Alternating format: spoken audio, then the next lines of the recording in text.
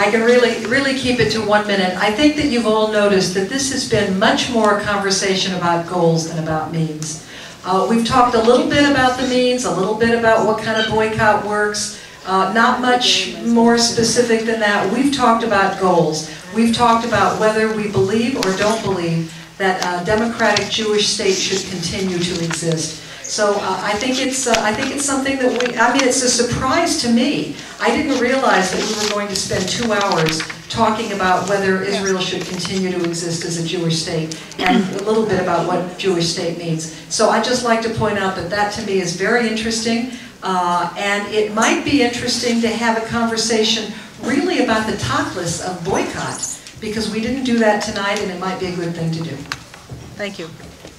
Thanks, Kathleen. 1 minute. Yeah. To your question about why within the 1967 border I think it's apartheid, I am really happy to talk to you later and give you concrete examples, and I'll say a few things now. Just for example, no even one Palestinian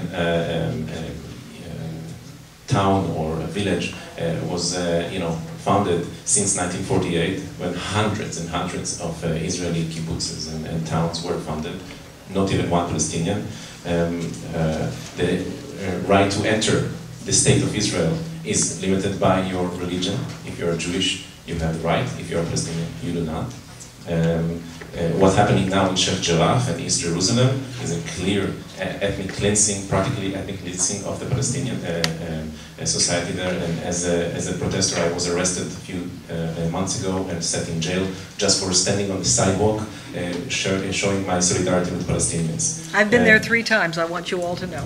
And this is great. And demonstrating at Sheikh Jarrah. And I salute you for that. And what I encourage people to do, especially people that are not sure about whether it's apartheid or not, come to go with us to Sheikh Jarrah, to Bil'in, to all these places, and I think you will have the answers by yourself if you are there and part of this demonstration. You don't have to support all these things, just come and see it with your own eyes, and it will give you all the answers. I used to say that it's up to the amount of tear gas that you breathe that will kind of challenge your previous notions and your ideology and your political opinions. Those 2 spots are beyond the 67 now.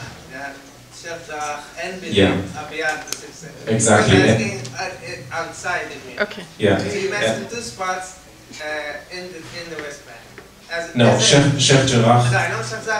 Sheikh Jarrah and Silwan, for example, and all these places are considered as part of Israel, and not as part of the Palestinian territories. Let me just finish, and we can continue to talk later.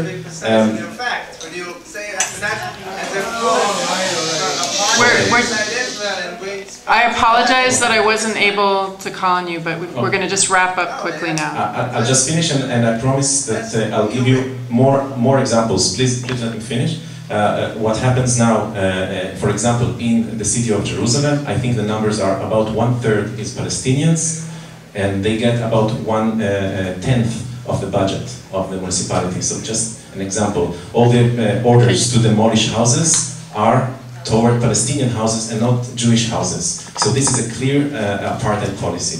And the last thing I want to say is that if it worked in South Africa, it will work with Israel. And thank you again for, especially those of you that do not agree with that came here. And I hope maybe you go home thinking that we are not so, people that you should be afraid of. Thank you very much.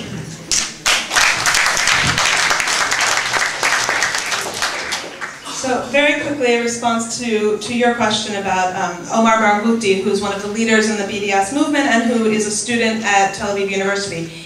He is a Palestinian person, he has Israeli ID.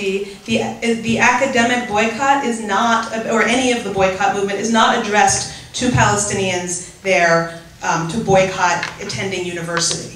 There aren't other options for them.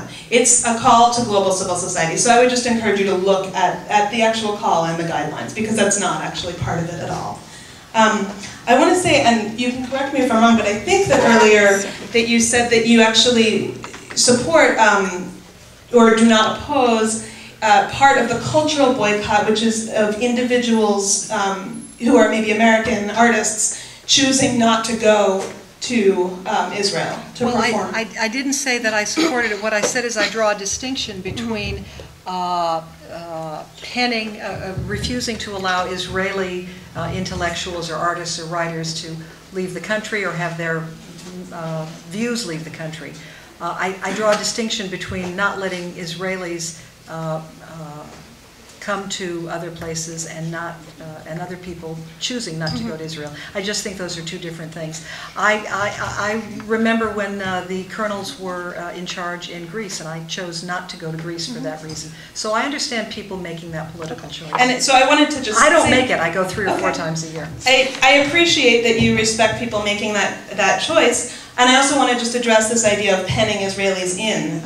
I know, Israelis pen Palestinians in. There's no question about it. No, that's not what I was going to say, actually. Okay, but that's also true. Absolutely. That's also true. But what I was going to say is that it's actually, again, it's institutional and not individual. And you said institutions are made up of individuals, but an individual does not always have to represent an institution. And if they're not representing an institution, they are welcome to come and speak at any kind of conference. They're welcome to come. They can travel. It's not a travel boycott against Israeli individuals. Hold on.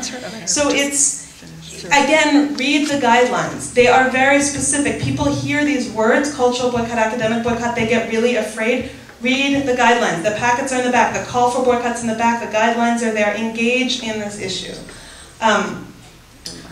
Okay, and lastly, someone had mentioned that BDS and lobbying could be happening at the same time, and I actually want to say, I agree with that as well, and I said that I don't personally think lobbying is terribly effective. I don't fight against it though, and J Street actively fights against the BDS movement. I don't know if you do in particular, but J Street as an organization does. They signed a letter with in the back of the room. With the ADL. Okay, so there is a new policy now. So there's a new policy now. But just a few weeks ago signed a letter with the ADL against the initiative at UC Berkeley. The ADL is arguably an organization that has less in common with J Street than I do. So I think that it's important, not necessarily for J Street or for liberal Zionists to join the BDS movement right away, but if you care at all about supporting Palestinian self-determination, stop fighting it. This is what Palestinian civil society is calling for BDS, overwhelmingly. So please, stop fighting that movement. If you're interested, there is literature back there. Adallah's website is AdallahNY, A-D-A-L-A-H, AdallahNY.org. There's an action on July 10th for anyone who's actually interested in becoming involved. But I just want to thank everyone. I think this is a really important conversation to happen, even though I did get a lot into goals, because I think they are intertwined, the goals and the tactics. I think it's a really important conversation to be having, so thank you. Kathleen, In my concluding 20 remarks, seconds. I didn't say thank you. Thank you all for being here and for listening so respectfully and for engaging in the conversation. And I Thank you all. just want to thank the organizers. They did a fantastic job. Are we losing the mic? Thanks, Don and Neville. Yay! Okay, I think we're. Yeah. So just say No, it's all right. Fabulous moderation, absolutely. Fantastic.